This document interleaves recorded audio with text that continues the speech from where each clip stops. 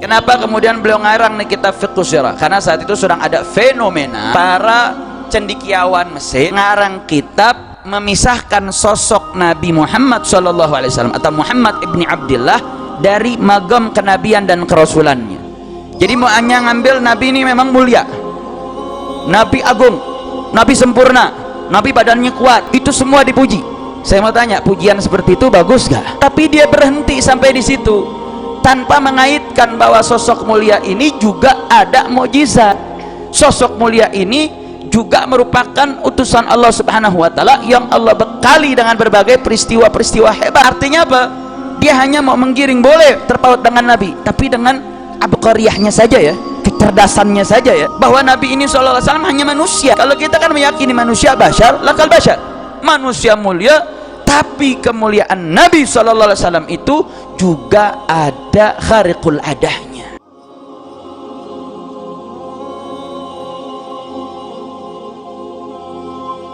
Jadi saat mulai masuknya Inggris ke Al-Azharul Syarif atau Inggris ke Mesir, saat Inggris menjajah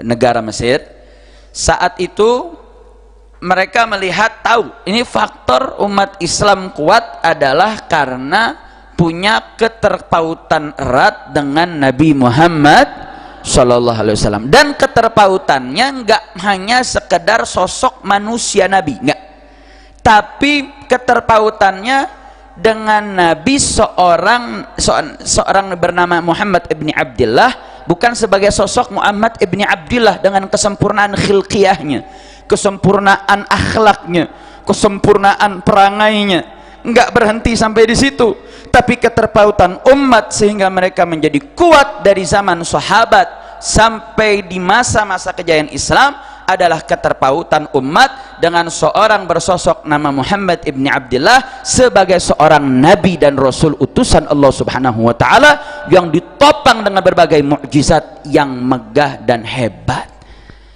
Nah, kenapa ini perlu dan penting ditekankan? Sayyid Muhammad Ramadan Al-Buti dalam kitab Fiqh Sirahnya, beliau menjabarkan sababun nuzul, bukan nuzul dong, sababut ta'lif, sebab ngarang. Kenapa kemudian beliau ngarang nih kitab Fiqh Sirah? Karena saat itu sedang ada fenomena para cendekiawan Mesir ngarang kitab memisahkan sosok Nabi Muhammad SAW atau Muhammad ibni Abdillah dari magam kenabian dan kerasulannya, dari sisi kemujizatannya, sifat-sifat yang khariqul adahnya, itu coba diputus. Jadi mau hanya ngambil Nabi ini memang mulia, Nabi agung, Nabi sempurna, Nabi badannya kuat, Nabi orangnya hebat, Nabi cerdas, Nabi gagah, Nabi jenderal yang tangkas, Nabi pimpinan negara yang apik, itu semua dipuji. Saya mau tanya, pujian seperti itu bagus gak? Bagus, memang faktanya seperti itu. Tapi dia berhenti sampai di situ, tanpa mengaitkan bahwa sosok mulia ini juga ada mukjizat. Sosok mulia ini juga merupakan utusan Allah Subhanahu wa taala yang Allah bekali dengan berbagai peristiwa-peristiwa hebat. Artinya apa?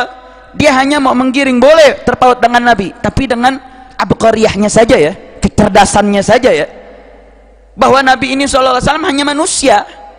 Kalau kita kan meyakini manusia bashar, lakal bashar, manusia mulia, tapi kemuliaan Nabi SAW itu juga ada khariqul adahnya. Kira-kira jelas gak? Lemes nih, tadi udah diingetin Habib Kamil. Ini yang sakit bukan Habib Kamil doang nih, ntar sakit juga. Kira-kira jelas gak? Jelas gak?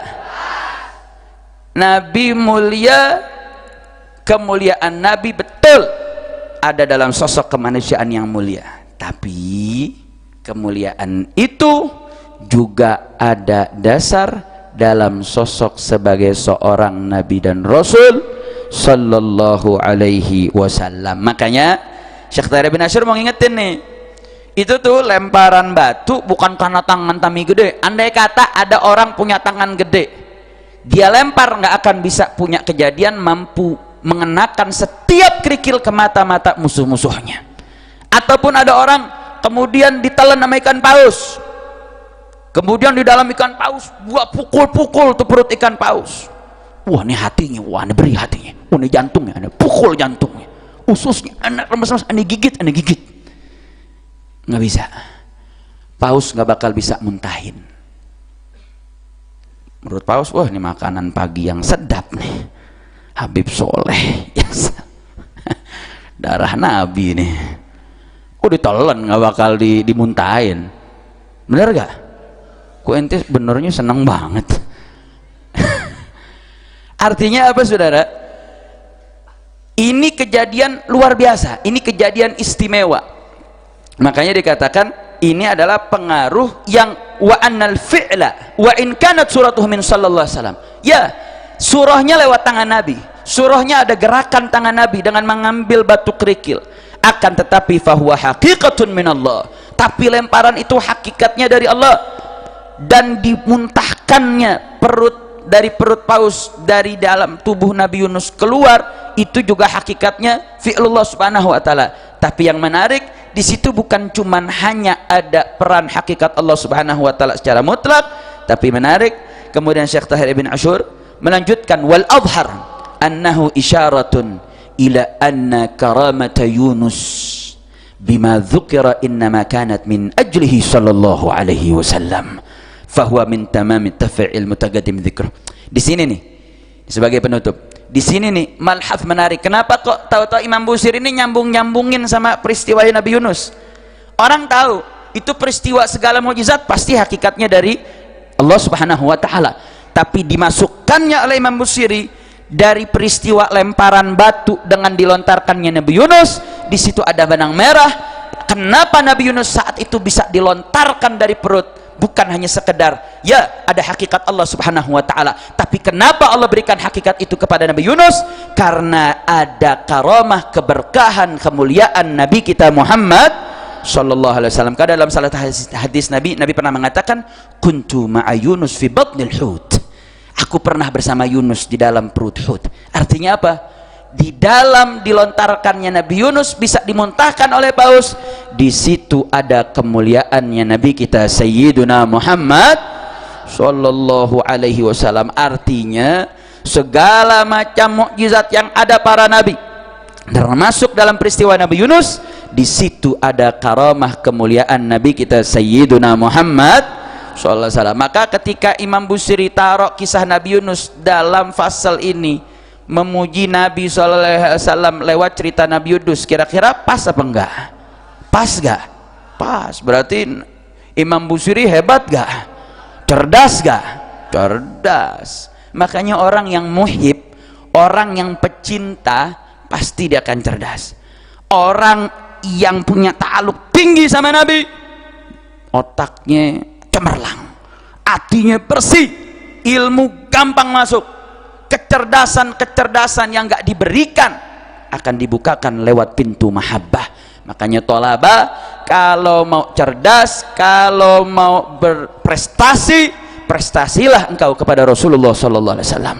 Perbesarlah cintamu, keterpautanmu, keterkaitanmu dengan Nabi Muhammad sallallahu alaihi wasallam. Di hadapan kita burdah yang dibaca itu prestasi Imam Busiri, kehebatan Imam Busiri. Kenapa? Karena Imam Busiri hebat sama nabinya. Karena Imam Busiri luar biasa dengan Rasulullah SAW. Karena kecintaan Imam Busiri berlomba-lomba dengan seluruh para maddahin yang lainnya.